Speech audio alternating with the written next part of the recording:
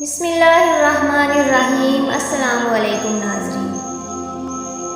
حضرت انس رضی اللہ تعالیٰ عنہ فرماتے ہیں کہ اللہ تعالیٰ کے رسول صلی اللہ علیہ وآلہ وسلم نے ایک دن لوگوں کو روزہ رکھنے کا حکم فرمایا اور ارشاد فرمایا کہ جب تک میں اجازت نہ دوں کوئی شخص روزہ افطار نہ کرے۔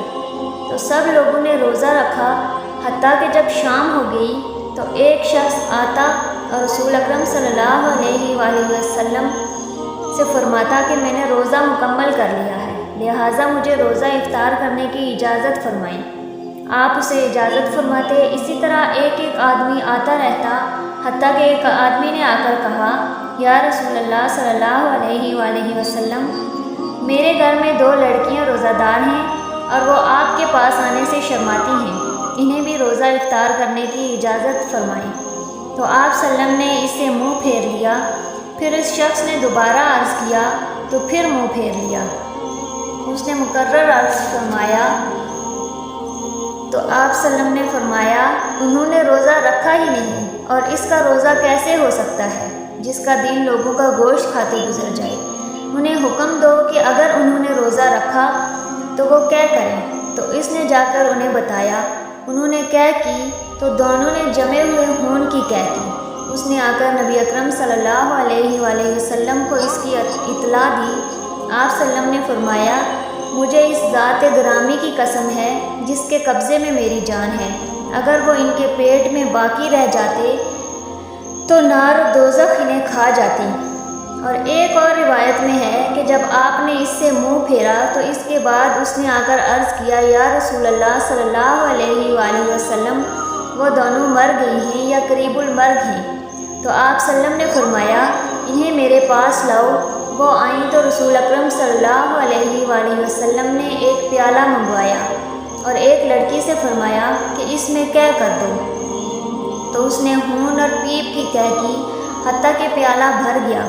پھر دوسری سے فرمایا کہ کیا کرو، تو اس نے بھی اسی طرح سے کیا کی۔ آپ صلی اللہ علیہ وسلم نے فرمایا کہ انہوں نے حلال سے روزہ رکھا اور حرام سے افطار کیا، کہ دونوں ایک دوسرے کے سامنے بیٹھ گئیں اور لوگوں کا گوشت کھاتی رہیں۔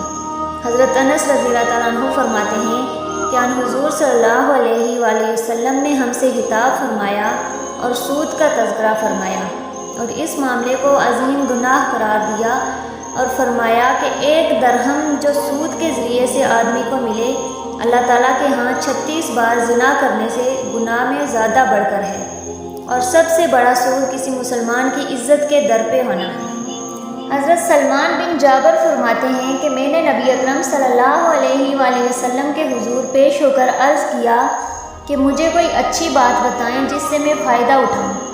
آپ صلی اللہ علیہ وسلم نے فرمایا، کسی نیکی کو معمولی نہ سمجھنا، چاہے اتنا ہو کہ تم کسی پانی طلب کرنے والے کے برتن میں اپنے ڈھول سے پانی ڈال دو، یا خندہ پیشانی سے اپنے بھائی سے مل لو، اور اگر وہ موجود نہ ہو تو اس کی غیبت نہ کرو۔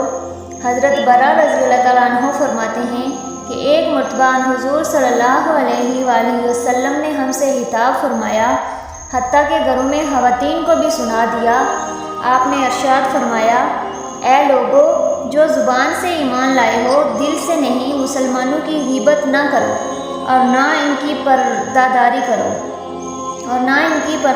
کرو، کیونکہ جو کسی بھائی کی پردہ داری کرتا ہے اللہ تعالیٰ اس کی پردہ داری کرتا ہے، حتیٰ کہ اللہ تعالیٰ اس کے گھر میں ہی رسوا کر دیتا ہے اسے۔